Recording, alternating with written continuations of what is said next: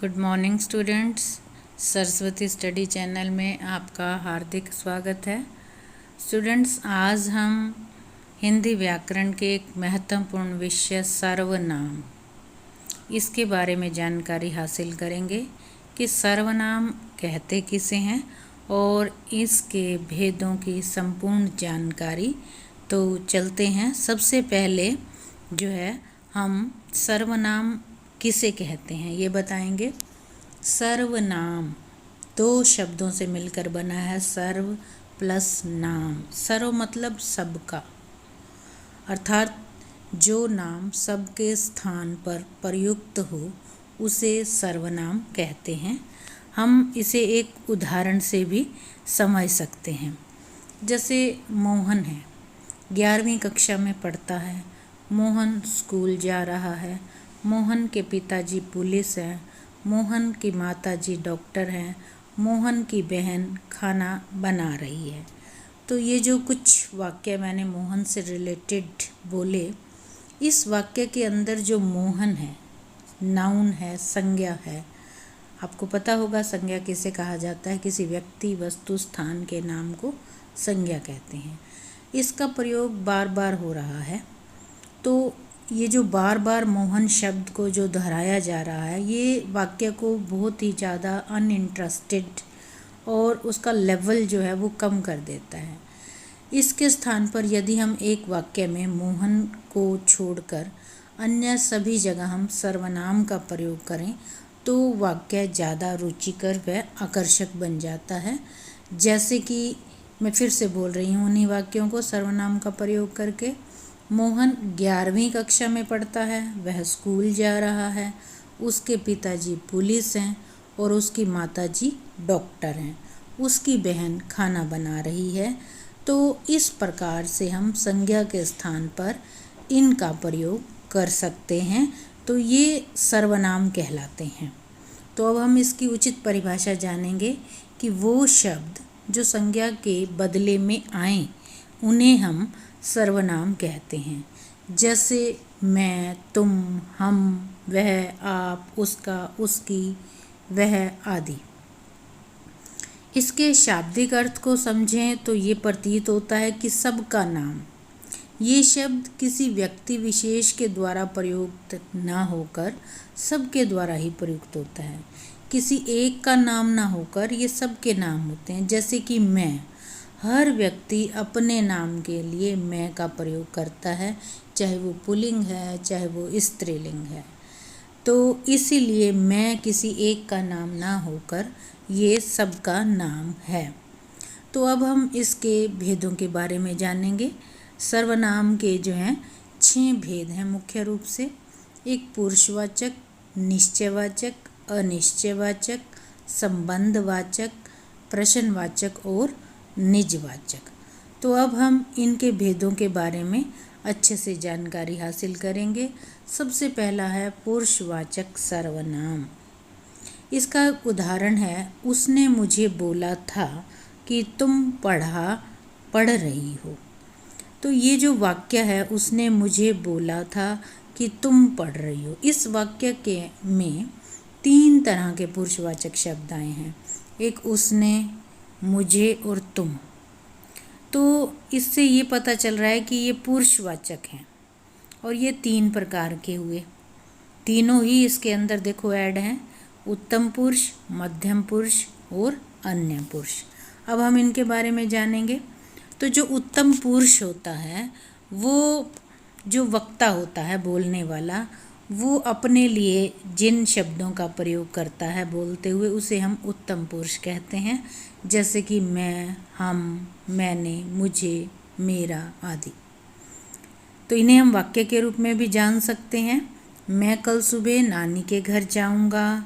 मैं कक्षा 4 में पढ़ता हूँ। मेरा नाम राम है। मेरे पास 4 पेंसिल हैं। मैंने खाना खा लिया। तो इस तरह से ये वाक्य जो हैं ये उत्तम पुरुष के वाक्य हैं। उसके बाद है मध्यम पुरुष। मध्यम पुरुष जो है, जब कोई वक्ता संवाद करते हुए श्रोता के साथ जिन सर्वनाम शब्दों का प्रयोग करता है उसे हम मध्यम पुरुष कहते हैं। जैसे कि सामने वाले के लिए हम तू, तुम, तुमको, तुझे, आप, आपको, आपके द्वारा इन शब्दों का प्रयोग करते हैं तो ये मध्यम पुरुष कहलाते हैं। अब हम इन्हें वाक्य में प्रयोग के द्वारा भी जान सकते हैं। तू राम का भाई है, तुम कल स्कूल जाओगे, तुम मेरे घर आना। तो वक्ता जो है वो सामने वाला जो श्रोता है जिसके साथ वो बात कर रहा है, तो उसके लिए ये इन शब्दों का प्रयोग कर रहा है जो कि हमने डार्क किए हुए हैं। तो इससे ये पता चलता है कि ये मध्यम पुरुष हैं। उसके बाद है अन्य पुरुष। अन्य पुरुष जो है जिन सर्वनाम शब्दों के प्रयोग से वक्ता और श्रोता दोनों का ही संबंध नहीं होता, बल्कि वो जब आपस में बातचीत कर रहे हैं तो अपनी बातचीत में जिसके बारे में बातचीत कर रहे हैं वो किसी अन्य का संबोधन होता है और वो शब्द अन्य पुरुष कहलाता है। जैसे कि वह, यह, उन, उनको, उनसे, इन्हें, उन्हें, उसके, इसने। तो ये जो है अन्य पुरुष कहलाता है। इसके भी उदाहरण दिए हुए हैं। यह उसकी पुस्तक है, वह कल जाएगा, उनसे कल मिला था, आज मिल जाएगा। तो ये जो डार्क शब्द हैं ये अन्य पुरुष के उदाहरण हैं। तो इसकी परिभाषा है, जिन सर्वनाम का प्रयोग वक्ता, श्रोता या फिर अन्य के लिए किया जाता है वो पुरुषवाचक कहलाता है। अब नेक्स्ट जो है दूसरा सर्वनाम वो है निश्चयवाचक। नाम से ही पता चल रहा है कि निश्चय, निश्चित, जो फिक्स्ड होता है। जैसे यह मेरी पुस्तक है, तो पुस्तक जो है वो फिक्स्ड है और ये मेरी पुस्तक है। वह माधव की गायें हैं, वह राम के भाई हैं। तो यह, वह, ये जो सर्वनाम है वो किसी विशेष व्यक्ति या वस्तु की तरफ संकेत कर रहे हैं, तो हम इसे संकेतवाचक भी कह सकते हैं।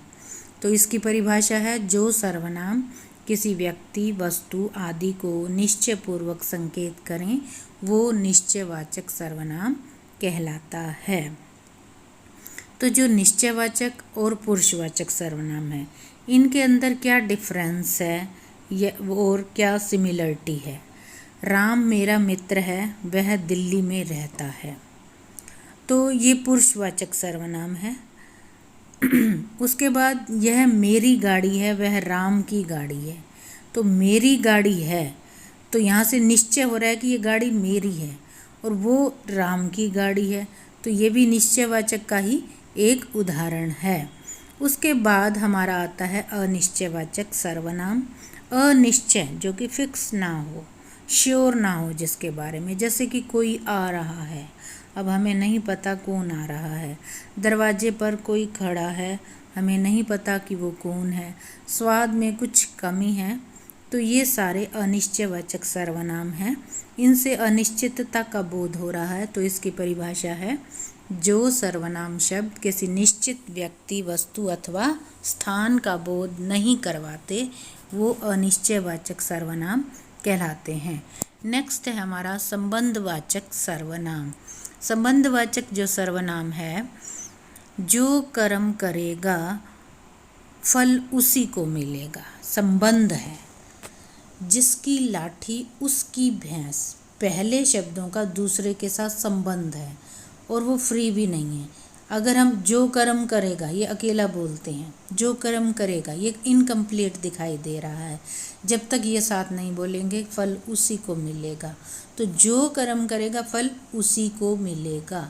तो संबंध है पहले वाक्य का दूसरे वाक्य से, इनको जोड़ा हुआ है। ऐसे ही जिसकी लाठी उसकी भैंस, लाठी जिसकी है, भैंस उसी की है।